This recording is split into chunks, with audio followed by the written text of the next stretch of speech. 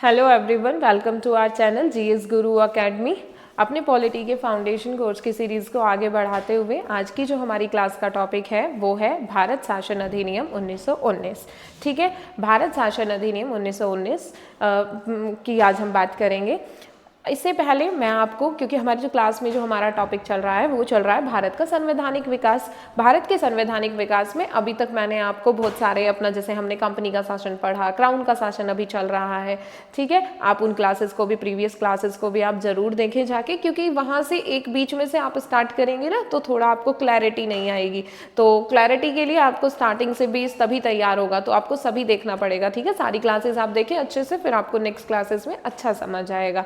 Okay, तो आज हम बात करेंगे अपने 1919 के अधिनियम के बारे में। ठीक है, जब हम 1919 के अधिनियम की बात करेंगे, आज का जो हमारी क्लास का टॉपिक है वो है भारत शासन अधिनियम।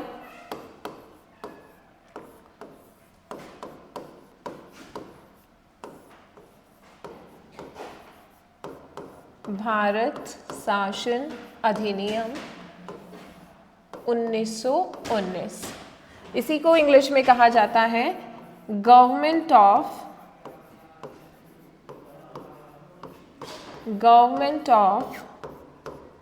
India act.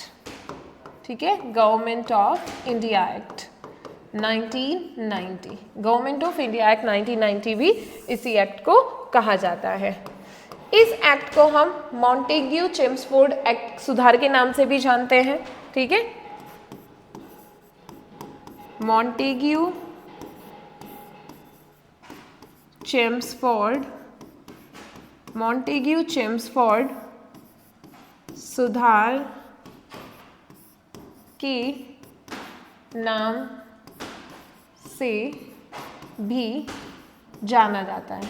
ठीक है, 1919 के अधिनियम को मॉन्टेग्यू चेम्सफोर्ड सुधार के नाम से भी हम इस एक्ट को जानते हैं। यहाँ पे जो मॉन्टेग्यू थे वो कौन थे? वो भारत सचिव थे, भारत सचिव थे ये। ठीक है, इस टाइम पे मॉन्टेग्यू भारत सचिव थे और जो चेम्सफोर्ड थे ये इस टाइम के वायसराय थे। इस अधिनियम की विशेषताओं पे आने से पहले मैं थोड़ा सा आपको इसकी पृष्ठभूमि बताऊंगी, इसका बैकग्राउंड हम समझने की कोशिश करेंगे। ठीक है, क्योंकि देखिए अभी इससे पहले क्या था, 1909 का अधिनियम आया था, 1892 का अधिनियम आया, 1861 का एक्ट आया, इससे पहले हम पढ़ चुके हैं उनको। ठीक है, अब यहाँ पे क्या जरूरत पड़ी 1919, क्योंकि हर अधिनियम का आने का ना एक ऑब्जेक्ट रहा है। तो यहाँ पे क्या चल रहा था, 1919 में अधिनियम जो है ये 1919 का है। क्या होता है कि 1914 में फर्स्ट वर्ल्ड वॉर शुरू हो जाता है। 1914 से 1918 तक चलता है फर्स्ट वर्ल्ड वॉर। यहाँ पे प्रथम विश्व युद्ध चल रहा था 1914 से 1918 के बीच में। अब यहाँ पे जो ब्रिटेन था, है ना, ब्रिटेन ने फर्स्ट वर्ल्ड वॉर में पार्टिसिपेट किया था, वो भी लड़ रहा था। तो अब यहाँ पे भैया ब्रिटेन का भारत उपनिवेश था, तो ब्रिटेन अब ये चाहता है कि भाई उसका उपनिवेश है तो भारत भी उसकी तरफ से लड़े, प्रथम विश्व युद्ध में पार्टिसिपेट करे।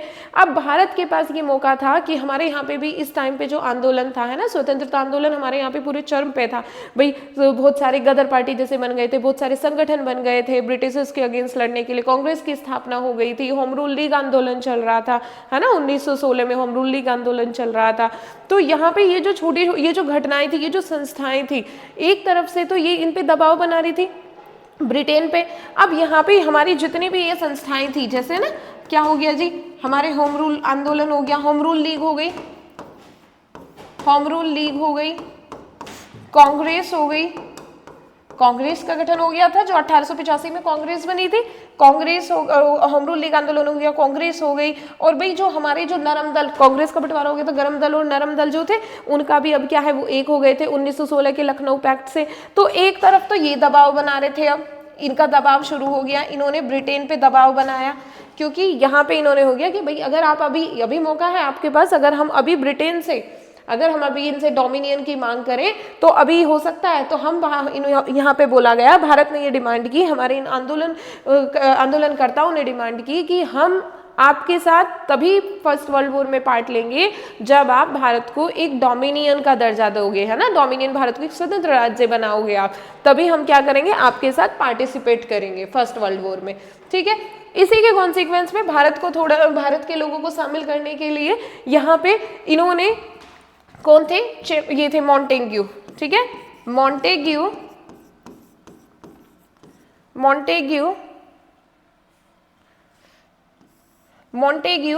20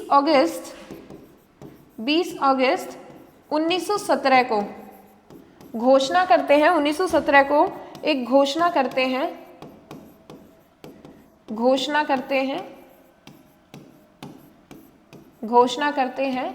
कि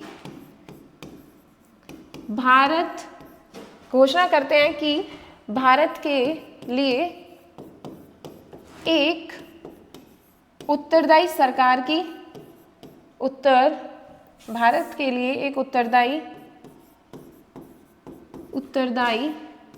सरकार बनाई जाएगी, ठीक है, उत्तरदायी सरकार बनाई जाएगी। मॉन्टेग्यू 20 अगस्त 1917 को घोषणा करते हैं कि भारत के लिए भी एक उत्तरदायी सरकार का गठन किया जाएगा, रिस्पॉन्सिबल गवर्नमेंट, ठीक है,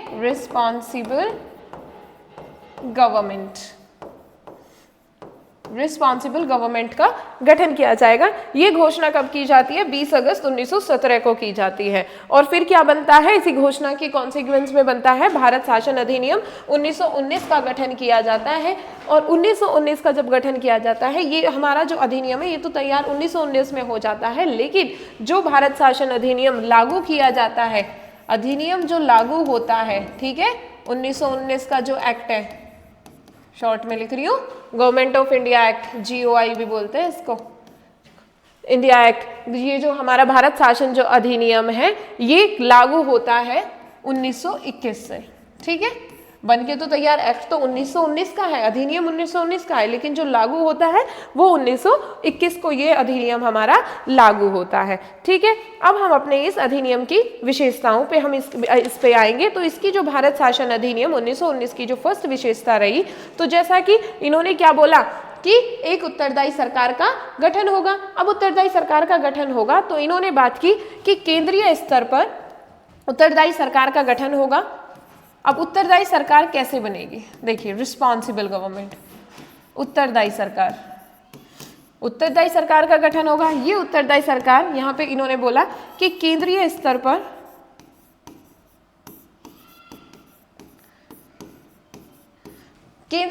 पर द्विसदनात्मक प्रणाली को अपनाया जाएगा, ठीक है, केंद्रीय स्तर पर द्विसदनात्मक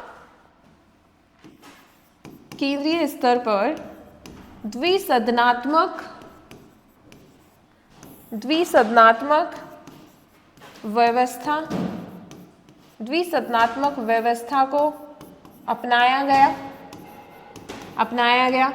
जैसे कि आज हमारे देश में भी, हमारे यहाँ पे भी क्या है, देखो हमने यहीं से तो अपनाया द्विसदनात्मक व्यवस्था। पार्लियामेंट में आज भी हमारे यहाँ पे क्या है, लोकसभा है, राज्यसभा है।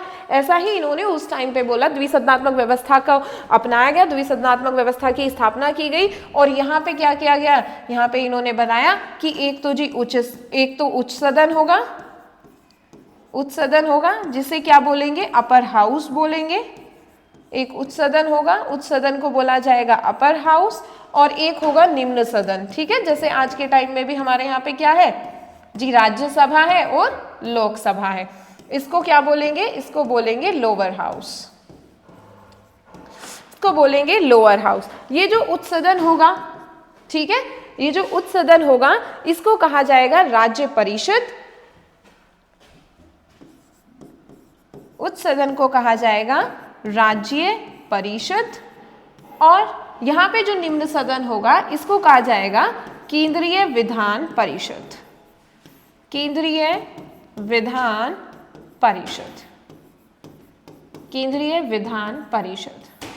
ठीक है, सेंट्रल लेजिस्लेटिव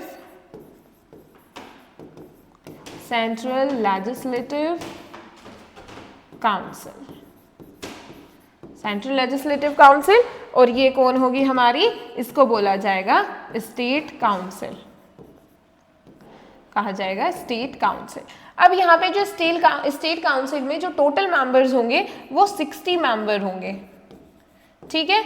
अब इसमें जो 60 मेंबर होंगे, जो 60 सदस्य होंगे, उनमें से जो बंटवारा होगा वो 26 जो होंगे, ठीक है। ये जो 26 सदस्य होंगे ये तो होंगे यहाँ पे मनोनीत, ठीक है, यहाँ पे कर देते हैं 26 और यहाँ पे ये फिर कितने 34, यहाँ पे जो 26 इसमें यहाँ पे मैं कर देती हूँ इसको, जो 26 और हम 34 की बात कर रहे हैं, ठीक है। 26 सदस्य जो होंगे ये सदस्य हमारे होंगे मनोनीत, इन्हें सदस्यों को कहा जाएगा मनोनीत होंगे, ये नॉमिनेटेड होंगे, और जो 34 होंगे ये निर्वाचित होंगे। मनोनीत किसके द्वारा होंगे, वायसराय के द्वारा, ठीक है।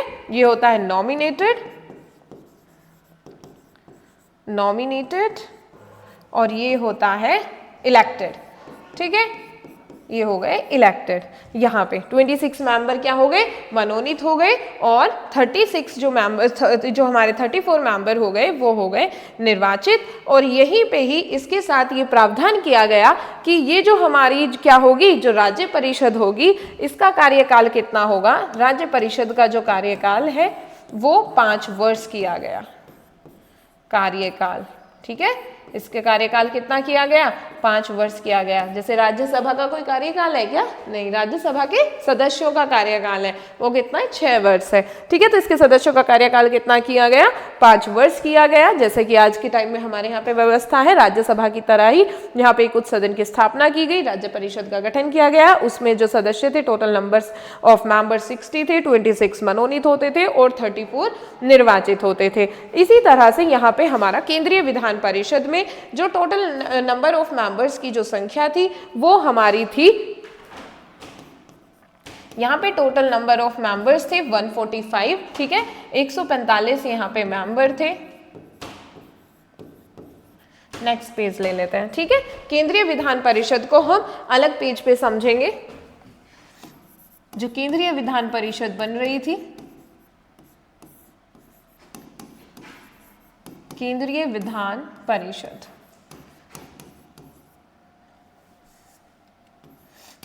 केंद्रीय विधान परिषद में टोटल मेंबर्स की संख्या थी 145 मेंबर्स थे, यहाँ पे 145 मेंबर्स थे।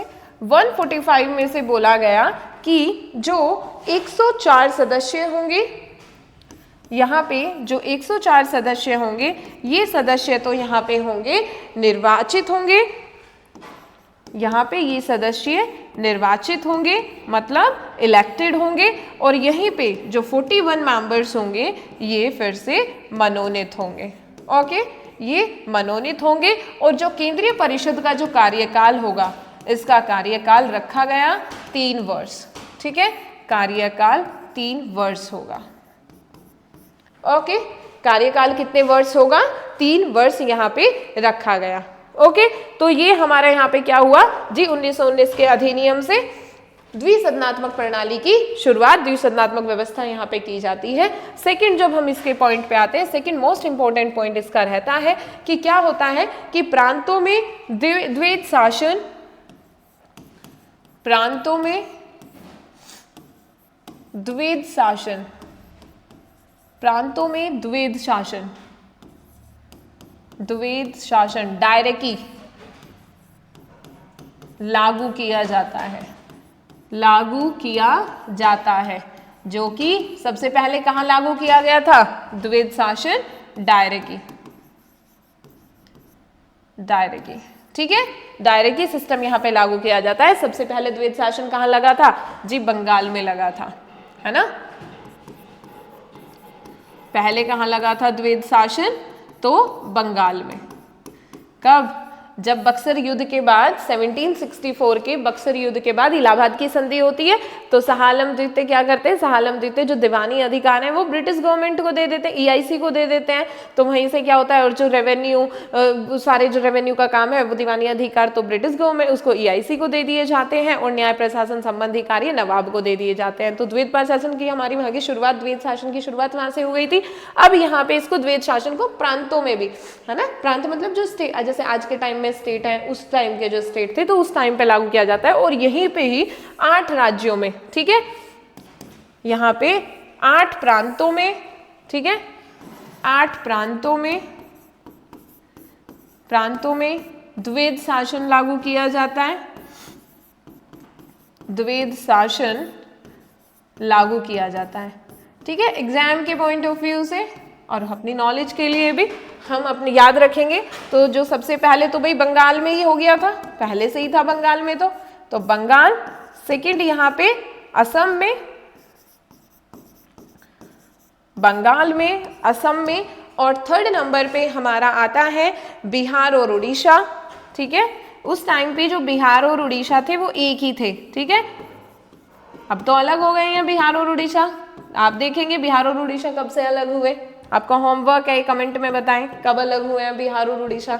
ठीक है, बिहार और उड़ीसा हो गया, मध्य प्रांत हो गया, मध्य प्रांत हो गया, सेंट्रल प्रोविंस हम इसे बोल सकते हैं, क्या बोलते थे सेंट्रल प्रोविंस इंग्लिश में? संयुक्त प्रांत, आज का हमारा यूपी। ठीक है, इसको बोलते थे यूनाइटेड प्रोविंस, यूपी आ रहा है, यूनाइटेड प्रोविंस इसको बोलते थे। 6 नंबर पे हो गया बॉम्बे। ठीक है, 6 नंबर पे हो गया बॉम्बे, और 7 नंबर पे हो गया यहीं पे मद्रास, और 8 नंबर पे हो गया पंजाब। ठीक है, 8 नंबर पे हो गया पंजाब। तो 8 प्रांतों में क्या हुआ, द्वैध शासन को लागू किया गया। अब इस द्वैध शासन को लागू करने के लिए यहाँ पे क्या किया, जो विषय थे, सब्जेक्ट्स थे, उनका बंटवारा किया गया। ठीक है, जो सब्जेक्ट्स को, विषयों को, कार्यों को 2 भागों में बांट दिया गया द्वैध शासन को लागू करने के लिए। ठीक है, जो विषय थे, विषयों को 2 भागों में बांटा गया, विषयों को 2 भागों में बांटा गया, 2 भागों में बांटा। ठीक है, 2 भागों में बांटा। पहला आरक्षित विषय, आरक्षित विषय, आरक्षित विषय को हम कहते हैं, इंग्लिश में कहते हैं रिजर्व्ड सब्जेक्ट, रिजर्व्ड सब्जेक्ट। ठीक है, और सेकंड हमारे हो गए हस्तांतरित विषय, हस्तांतरित विषय, हस्तांतरित विषय। हस्तांतरित विषयों को कहा जाता है ट्रांसफर्ड सब्जेक्ट, ट्रांसफर्ड सब्जेक्ट्स। ठीक है, अब इन्होंने आरक्षित विषयों में किन विषयों को रखा, तो आरक्षित विषयों में इन्होंने रखा था वित्त संबंधी मामले, वित्त को अपने अंडर रख लिया, वित्त हो गया। ठीक है, सिंचाई हो गई, वित्त, सिंचाई, पुलिस, पुलिस, न्याय प्रशासन, न्याय प्रशासन। ठीक है, इनको आरक्षित विषयों की कैटेगरी में रख दिया गया, और इसके साथ में ही ये यहाँ पे ये प्रावधान किया गया कि इन विषयों पर जो कानून बनाने का अधिकार है वो, चलो पहले इसको अगले पेज पे हम देखेंगे, इस पे यहाँ पे हम देख लेते हैं कि यहाँ पे आरक्षित विषयों में किस किस को रखा, वित्त को, सिंचाई को, पुलिस को, न्याय प्रशासन को। ठीक है, और इस यहाँ पे ट्रांसफर सब्जेक्ट में इन्होंने रखा यहाँ से जैसे शिक्षा को, शिक्षा हो गई। ठीक है, शिक्षा को, स्वास्थ्य को, शिक्षा, स्वास्थ्य, शिक्षा, स्वास्थ्य, और प्रशासन, स्वशासन। ठीक है, शिक्षा, स्वास्थ्य, स्वशासन को इन्होंने यहां पे किस में रख दिया, हस्तांतरित विषयों में, इसमें इनको रखा। ठीक है, अब हमने यहाँ पे क्या देखा कि भाई द्वैध शासन प्रणाली के तहत जो सब्जेक्ट थे, विषय थे, उनको बांट दिया गया, और यहाँ पे इसको बांट दिया गया, और यहाँ पे अब इसके माध्यम से किस पे किसको, किन कौन से सब्जेक्ट्स पे किसको कानून बनाने का अधिकार दिया जाता है। ठीक है, शिक्षा, स्वास्थ्य, स्वशासन हो गया, और यहाँ पे कृषि भी लिखे। ठीक है, कृषि को भी इन्होंने इसी में रखा था, हस्तांतरित विषयों में रखा था। अब मैं इनको दोनों को ही यहाँ पे हम देख लेते हैं कि किस कौन से सब्जेक्ट पे किसको कानून बनाने का अधिकार दिया गया। तो ठीक है, वहां पे हमने क्या लिखा था, मैं आर से लिख लेती हूँ। यहाँ पे जो रिजर्व्ड सब्जेक्ट था, और यहाँ पे जो हमारे ट्रांसफर्ड सब्जेक्ट थे। ठीक है, यहाँ पे ट्रांसफर्ड सब्जेक्ट थे, तो रिजर्व्ड सब्जेक्ट पे बोला गया कि रिजर्व्ड सब्जेक्ट पे जो कानून बनाने का अधिकार है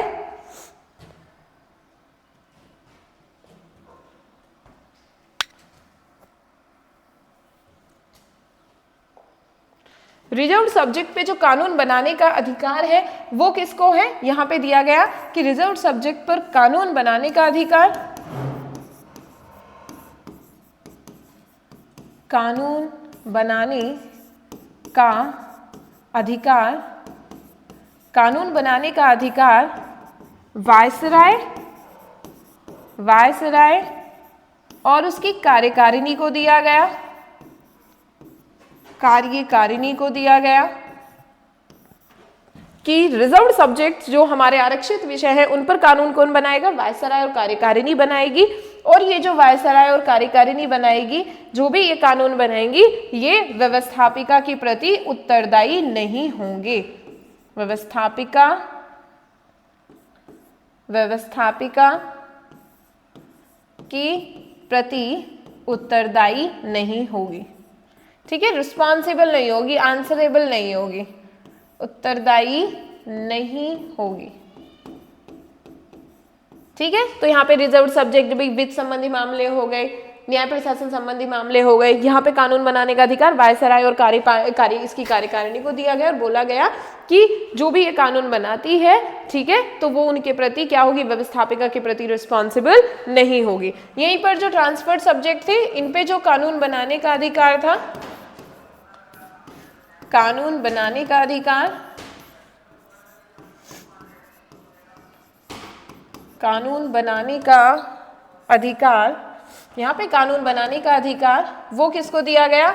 वायसराय और जो भारत सचिव थे ना, जो वायसराय और जो भारत मंत्री थे, ठीक है, भारत सदस्य जो थे, जो भारत मंत्री थे, इन्हें बोला गया कि ये मिलकर क्या करेंगे? जो हमारे क्या है हस्तांतरित विषय हैं उन पर कानून कौन बनाएंगे? वायसराय और भारत मंत्री जो भारत सदस्य है वो मिलकर कानून बनाएंगे। और इन लोगों को, इन्हें यहाँ पे अब क्या बनाया गया? व्यवस्थापिका के प्रति रिस्पॉन्सिबल बनाया गया कि ये क्या होंगे? व्यवस्थापिका के प्रति उत्तरदायी होंगे, व्यवस्थापिका के प्रति उत्तरदायी होंगे, उत्तरदायी होंगे। तो ये वही वाली बात हो गई कि इन्होंने क्या किया कि जैसे जब बंगाल में द्वैत शासन की, वही धन से संबंधित मामले अपने पास रख लिए सारे, है ना, और जो वैसे काम है न्याय प्रशासन हो गए जहाँ पे पैसा खर्च नहीं होता, और अगर पैसा लगाए भी, जैसे अब यहाँ पे ट्रांसफर्ड सब्जेक्ट में क्या भाई, जैसे कृषि होगी, जैसे कृषि हो गया, है ना, कृषि हो गया, अब कृषि संबंधी मामले हो गया, स्वास्थ्य संबंधी मामले, शिक्षा संबंधी मामले यहाँ पे रखे इन्होंने, हस्तांतरित विषयों में रखे। अब भाई स्वास्थ्य अच्छा बनाने के लिए, स्वास्थ्य के लिए अच्छे अच्छे हॉस्पिटल्स खोलने के लिए क्या चाहिए? पैसे की आवश्यकता चाहिए। और धन को इन्होंने, वित्त को क्या, वित्त को इन्होंने यहाँ पे रख लिया था। तो अब भी तो मजबूरी है ना, काम तो ये अब भी नहीं कर सकते, कोई फायदा नहीं हुआ।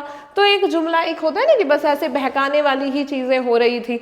तो द्वैत शासन प्रणाली को क्या हुआ कि यहाँ पे लागू किया गया। इसके सेकंड मोस्ट इंपोर्टेंट फीचर रहा है कि द्वैत शासन प्रणाली को दोबारा से लागू किया गया और एक उसका विस्तार किया गया।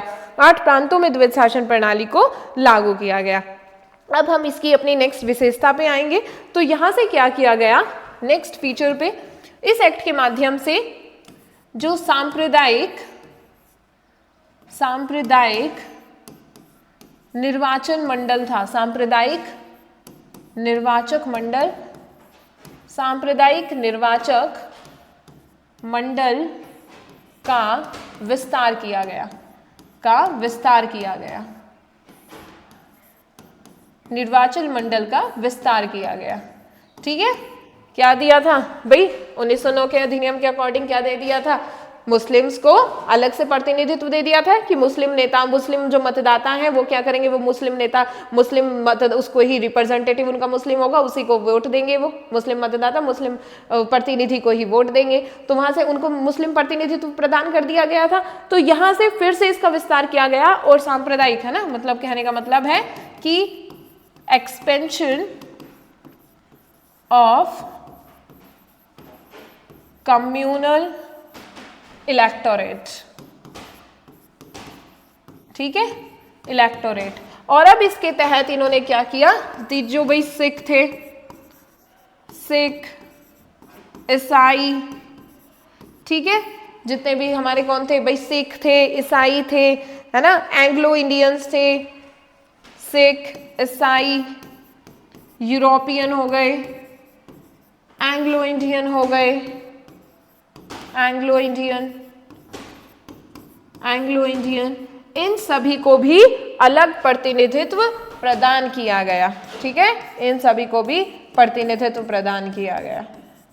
तो क्या हो गया, अब यहाँ से जो सांप्रदायिकता है उसको और ज्यादा उसको एक्सपेंड कर दिया गया, उसका विस्तार कर दिया गया। ठीक है, अब हम इसके नेक्स्ट बिंदु पे बात करेंगे। तो इस एक्ट के माध्यम से ही पहली बार महिलाओं को मताधिकार, ठीक है, महिलाओं को मताधिकार, नेक्स्ट पॉइंट पे जब हम इसकी बात करेंगे तो महिलाओं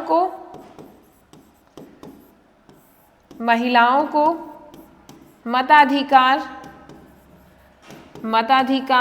दिया गया, मताधिकार दिया गया। लेकिन ये जो मताधिकार था, राइट टू वोट, ये क्या था, सीमित मताधिकार दिया गया था।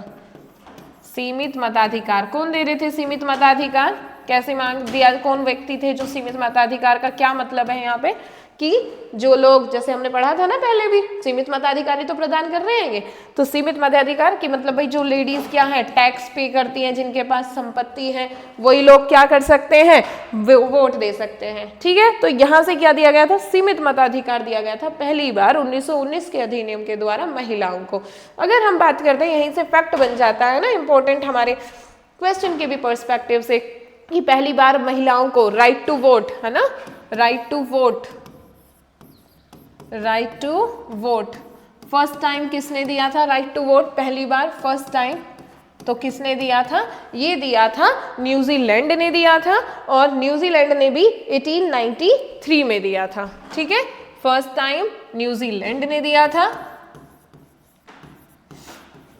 न्यूजीलैंड ने दिया था, और ये दिया था 1893 में।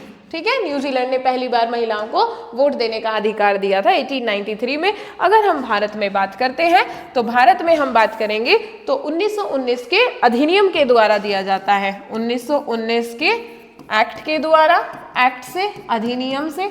लेकिन अगर सन की बात कर दे कि किस वर्ष से महिलाओं को मताधिकार का अधिकार दिया, मत देने का अधिकार दिया गया था, तो वो दिया गया था 1921 से, क्योंकि 1919 का जो अधिनियम है वो लागू कब से होता है, 1921 से लागू होता है। इसलिए महिलाओं को जो राइट टू वोट दिया गया वो कब से दिया गया, 1921 से दिया गया। ठीक है, नेक्स्ट बिंदु पे हम बात करेंगे, और इसके माध्यम से क्या होता है, इस एक्ट के माध्यम से, 1919 के अधिनियम के माध्यम से ही अब भारत में क्या होता है, हमारे यहाँ पे लोक सेवा आयोग का गठन किया जाता है। लोक सेवा आयोग, लोक सेवा आयोग के गठन का प्रावधान किया जाता है, प्रावधान किया जाता है ना, प्रावधान किया जाता है, जिसके लिए एक ली आयोग है ना, ली कमीशन का गठन होता है, ली आयोग का गठन होता है, ली आयोग का गठन होता है। और इस ली आयोग की जो रिपोर्ट है ना, ली आयोग का गठन होता है 1924 में, 1924 में ली आयोग का गठन होता है। और इसकी जो रिपोर्ट है, ली आयोग की जो रिपोर्ट है वो आती है, ठीक है, 1924 में इस ली आयोग की रिपोर्ट आती है, और फिर 1926 में भारत में पब्लिक सर्विस कमीशन का गठन किया जाता है। ठीक है, यहाँ पे 1924 की रिपोर्ट पे, 1924 की रिपोर्ट पे पब्लिक सर्विस कमीशन का गठन किया जाता है। और इसमें यह बोला जाता है कि 1924 की जो हमारी ये रिपोर्ट आती है ना, ली आयोग की रिपोर्ट, और इसमें कहा जाता है कि कौन कौन होंगे जी, 40% तो, क्योंकि लोक सेवा आयोग का की जो परीक्षाएं जो दे सकते हैं, इसमें क्या होंगे, 40% तो भारतीयों को शामिल किया जाएगा, 40% भारतीयों को, 40% भारतीय होंगे, और यहाँ पे 40% ही कौन होंगे, ब्रिटिशर्स होंगे, 40% ही ब्रिटिश होंगे। ठीक है, और यहाँ पे ये बोला गया कि जो ब्रिटिश, ये जो 20% होंगे, ये यहाँ पे जो 20% होंगे ये प्रांतों से पदोन्नत पर्सन होंगे, है ना, प्रांतों से पदोन्नत किया जाएगा इन्हें, प्रांतों से। तो भाई क्या होता है, establishment of public service commission, और इसी के कॉन्सिक्वेंस में फिर 1926 में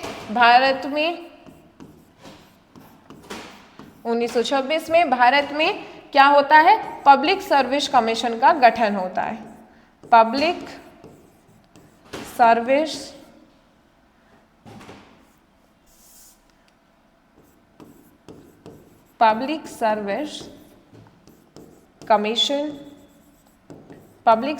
कमीशन का गठन होता है। पब्लिक सर्विस कमीशन का गठन होता है, और इसी को ही, जिसको 1935 के अधिनियम से, 1935 में इसे क्या बनाई जाता है, इस पब्लिक सर्विस कमीशन को फेडरल FPSC बनाया जाता है। ठीक है, फेडरल पब्लिक सर्विस कमीशन दिया जाता है। और स्वतंत्रता के बाद इसी को ही 1950 में, ठीक है, इसको फिर 1950 में क्या कर दिया जाता है, 1950 में इसको UPSC कर दिया जाता है, यूनियन पब्लिक सर्विस कमीशन इसको ही कहा जाता है।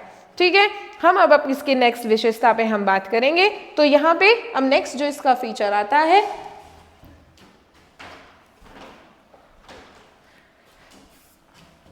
क्या था कि जो भारत सचिव थे ना, भारत सचिव थे और जो उनकी परिषद थी, भारत सचिव थे और उनकी परिषद थी, तो उसका जो वेतन है ना, भारत परिषद के जो सदस्य थे, भारत परिषद के जो सदस्य थे, उनका जो वेतन है, इनका वेतन कहाँ से दिया जाता था, प्रावधान किया गया था ना कि इनके जो वेतन है वो कहाँ से दिया जाएगा, भारतीय राजस्व से दिया जाएगा। तो इस अधिनियम के माध्यम से ये कहा गया, ये प्रावधान किया गया कि अब इनका जो वेतन है, भारत परिषद के सदस्यों का जो वेतन है, वो कहाँ से दिया जाएगा, ब्रिटेन से ही दिया जाएगा। अब ब्रिटिश सरकार खुद देगी उनका वेतन। ठीक है, ब्रिटिश सरकार देगी, ब्रिटेन से अब इनका, ब्रिटेन से ही अब इनका वेतन दिया जाएगा। और इसके साथ साथ ही यहाँ पे जो भारत सचिव की सहायता के लिए, अब यहाँ पे नेक्स्ट क्या होता है, जो भारत सचिव थे, भारत सचिव की सहायता के लिए एक हाई कमिश्नर, ठीक है, एक हाई कमिश्नर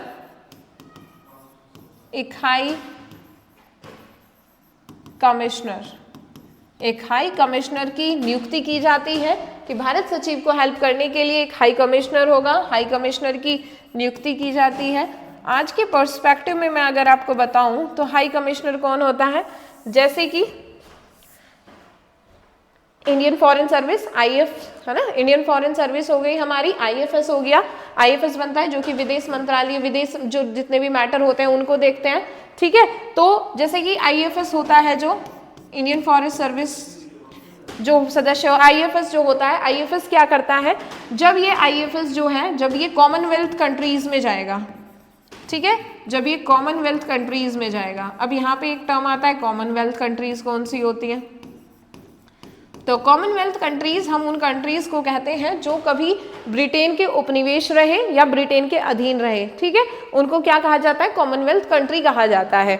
तो अगर ये जो IFS है, जो भारत सचिव है ना, विदेश मंत्री जो है, अगर ये कॉमनवेल्थ कंट्रीज में जा रहा है, तो अब हम इसको यहाँ पे क्या कहेंगे, इसको यहाँ पे कहेंगे हाई कमिश्नर, इसको यहाँ पे कहा जाएगा हाई कमिश्नर।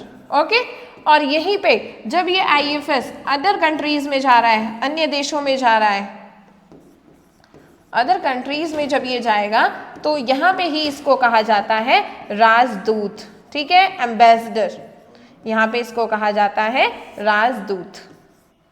ओके, तो इस एक्ट के माध्यम से भारत सचिव की सहायता के लिए एक हाई कमिश्नर की नियुक्ति का प्रावधान इस अधिनियम के माध्यम से किया गया। नेक्स्ट विशेषता पे हम बात करेंगे, तो इस आयोग में, इसमें ही, इस अधिनियम में यह प्रावधान किया गया था। ठीक है, इसका मोस्ट इंपॉर्टेंट सेगमेंट जो आता है, जो कि भारत में बहुत सारी घटनाओं को आगे होने के लिए जो जिम्मेदार होगा, यहाँ पे क्या होता है, यह प्रावधान किया जाता है कि 10 वर्ष बाद, 10 वर्ष, ये प्रावधान किया जाता है कि यहाँ पे 10 वर्ष बाद 10 वर्ष बाद एक वैधानिक आयोग का गठन किया जाएगा। एक वैधानिक आयोग, 10 वर्ष बाद एक वैधानिक आयोग का गठन किया जाएगा। ठीक है, गठन किया जाएगा वैधानिक आयोग, एक स्टेटूटरी बॉडी, स्टेटूटरी कमीशन, ठीक है, स्टेटूटरी कमीशन का गठन किया जाएगा। और इसका जो काम होगा, स्टेटूटरी कमीशन का जो काम होगा वो यह देखना है, चेक करना है कि ये जो हमने अधिनियम लाया है 1919 का जो अधिनियम आया है, क्या इसके जो जिन ऑब्जेक्ट को फुलफिल करने के लिए, पूरा करने के लिए इसको लाया गया है, क्या ये इनको पूरा कर पा रहा है। तो बेसिकली इसकी रिपोर्ट सौंपना, ठीक है, इसकी रिपोर्ट के लिए, इसकी रिपोर्ट जो है ये पेश करेगा 10 साल बाद। 10 साल बाद यहाँ पे एक आयोग का गठन किया जाएगा और फिर ये क्या करेगा, एक रिपोर्ट देगा इसके अधिनियम के बारे में, 1919 के अधिनियम के बारे में। यहाँ से अब क्या होता है, इसके बाद ही यहाँ पे 1919 का अधिनियम, यहाँ पे फिर 1927 में, पहले ही 1927 में 10 साल भी नहीं होते हैं, 1927 में ही क्या कर दिया जाता है जी, साइमन कमीशन बना दिया जाता है, साइमन आयोग का गठन कर दिया जाता है। और यही साइमन आयोग जो भारत में, भाई अब साइमन आयोग का विरोध होगा, साइमन कमीशन गो बैक के नारे लगते हैं फिर, ठीक है, 1928 में फिर साइमन गो बैक के नारे लगते हैं। फिर वहाँ पे लाला लाजपत राय की डेथ हो जाती है। फिर उसी के उसमें रिजल्ट में फिर हमारे यहाँ पे क्या होता है कि जी भगत सिंह और वो उसकी सैंडर्स को गोली मारकर उनकी हत्या कर दी जाती है, बदला लेने के लिए बदला ले लिया जाता है। तो अब यहाँ पे ही धीरे धीरे अब ये जो घटनाएं होंगी यही हमारा 1935 के अधिनियम को बनाने में उसको हेल्प करेंगे, मतलब उनकी वजह से ही हमारा 1935 का अधिनियम बनेगा। ठीक है, आज की क्लास में हमने अपना पढ़ा 1919 का अधिनियम हमने पढ़ा और अब हम नेक्स्ट क्लास में पढ़ेंगे 1935 का अधिनियम। तो आज की अपनी इस क्लास को हम रिवाइज करते हैं। आज में हमने क्या क्या पढ़ा, तो देखिए हमारे जो भारत शासन अधिनियम 1919 है उसको मॉन्टेग्यू चेम्सफोर्ड सुधार अधिनियम के नाम से भी जाना जाता है। ठीक है, यहाँ पे ये हमारी हिस्टोरिकल डेट है, याद करने वाली डेट है। 20 अगस्त 1917 को मॉन्टेग्यू द्वारा एक उत्तरदायी सरकार बनाने की घोषणा की जाती है। और इसी में यहाँ पे कैसे की जाती है, सरकार कैसे बनाई जाती है, जो केंद्रीय स्तर पर द्विसदनात्मक व्यवस्था स्थापित की जाती है। एक उच्च सदन का निर्माण किया जाता है, निम्न सदन होगा, उच्च सदन को हम अपर हाउस कहते हैं। उच्च सदन में कितने सदस्य होंगे, स्टेट काउंसिल इसे बोलते हैं। इसमें टोटल मेंबर्स 60 मेंबर्स होंगे, जिसमें से जो 26 मेंबर होंगे वो हमारे नॉमिनेटेड होंगे और 34 मेंबर्स इलेक्टेड होंगे। यहीं पे जो लोअर हाउस है, लोअर हाउस में भी हमारे 145 मेंबर होंगे। 145 मेंबर्स में से 104 जो मेंबर्स होंगे वो आपके नॉमिनेटेड होंगे और यहाँ पे जो 41 मेंबर होंगे वो इलेक्टेड होंगे। जो हमारी ये सेंट्रल लेजिस्लेटिव काउंसिल होगी, इसके कितना कार्यकाल कितना होगा, तो इसका कार्यकाल होगा 3 वर्ष होगा। प्रांतों में द्वैध शासन को लागू किया जाता है। इससे पहले प्रांतों में, भाई सबसे पहले बंगाल में द्वैध शासन लागू हो गया था, ठीक है, फिर इसके साथ इसका एक्सपेंशन किया जाता है और 8 राज्यों में द्वैध शासन की स्थापना की जाती है। इसमें हमारी जो 8 राज्य हैं आप इनको याद रखेंगे। और जो द्वैध शासन को लागू करने के लिए विषयों का बंटवारा किया जाता है। विषयों को 2 भागों में बांटा जाता है, एक आरक्षित विषय नाम दिया जाता है, दूसरा हस्तांतरित विषय कहा जाता है। रिजर्व्ड सब्जेक्ट और हमारे ट्रांसफर्ड सब्जेक्ट। आरक्षित विषयों में जैसे वित्त, सिंचाई, पुलिस और न्याय प्रशासन संबंधी मामले कहाँ पे रखे जाते हैं, आरक्षित विषयों में रखे जाते हैं। वहीं पे जो हस्तांतरित विषय है उसमें कृषि हो गया, शिक्षा, स्वास्थ्य, इसको कहाँ रखा जाता है, स्वशासन, इनको हस्तांतरित विषयों में रखा जाता है। ठीक है, कानून बनाने का अधिकार जो है वायसराय और कार्यकारिणी को, इस पे रिजर्व्ड सब्जेक्ट्स पे कानून बनाने का अधिकार वायसराय और कार्यकारिणी को दिया जाता है और बोला जाता है कि ये जो कानून बनाएंगे ये व्यवस्थापिका के प्रति फिर क्या नहीं होंगे, उत्तरदायी नहीं होंगे, उनके लिए आंसरेबल ये नहीं होंगे। वहीं पे इनको क्या किया जाता है, जो वायसराय और जो भारत मंत्री जो बना रहे थे, भारत सदस्य जो मिलकर बना रहे थे, इनको रिस्पॉन्सिबल बनाया जाता है। ठीक है, नेक्स्ट फीचर क्या था कि इस एक्ट के माध्यम से जो हमारा कम्युनल इलेक्टोरेट था उसको एक्सपेंड किया जाता है, उसके दायरे को और बढ़ाया जाता है। और अब तक तो मुस्लिम और हिंदू का ही बंटवारा, उनको ही अलग प्रतिनिधित्व दिया गया था, मुस्लिमों को ही अलग प्रतिनिधित्व दिया गया था। अब सिख, ईसाई, यूरोपियन और एंग्लो इंडियंस को भी अलग से प्रतिनिधित्व दिया जाता है। इस एक्ट के माध्यम से पहली बार महिलाओं को राइट टू वोट दिया जाता है, मत देने का अधिकार दिया जाता है, लेकिन यहाँ पर भी सभी महिलाओं को नहीं दिया गया है वोट देने का अधिकार, सीमित मताधिकार प्रदान किया जाता है। जैसे जो महिलाएं क्या देती हैं, टैक्स पे करती हैं, जिनके पास प्रॉपर्टी है, वही क्या कर रही थी, यहाँ पे उन्हें ही मत देने का अधिकार दिया जाता है। इस एक्ट के माध्यम से ही लोक सेवा आयोग के गठन का प्रावधान किया जाता है और यहाँ पे फिर 1924 में ली आयोग की रिपोर्ट आती है और फिर 1926 में क्या होता है, वही पब्लिक सर्विस कमीशन पीएससी का गठन किया जाता है। इसी को ही 1935 में क्या कहा जाता है, फेडरल पब्लिक सर्विस कमीशन कहा जाता है और इसी को ही फिर 1950 में यूनियन पब्लिक सर्विस कमीशन इसको नाम दिया जाता है। इस एक्ट के माध्यम से क्या कहा गया कि जो भारत सचिव है ना, वो जो उनकी परिषद थी, उनका जो वेतन था वो पहले कहाँ से जा रहा था, भारतीय राजस्व से जा रहा था, अब उनको ब्रिटिश सरकार खुद देगी, उनके वहां से ही वो जाएगा, वेतन को ब्रिटिश सरकार खुद देगी।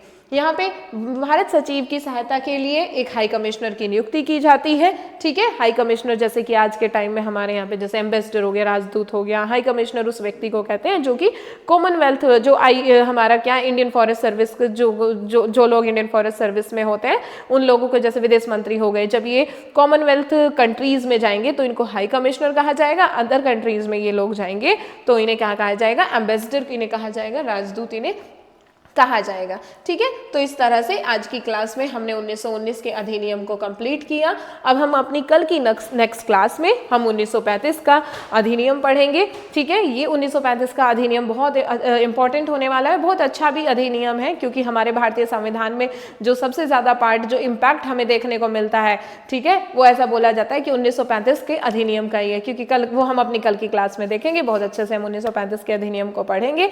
तो आप हमारी क्लासेस को ज़्यादा से ज़्यादा देखें, अपने दोस्तों के साथ पॉलिटी के फाउंडेशन कोर्स को शेयर कीजिए और चैनल को सब्सक्राइब करें, लाइक करें, कमेंट करें। मिलते हैं आपसे नेक्स्ट क्लास में। Thank you.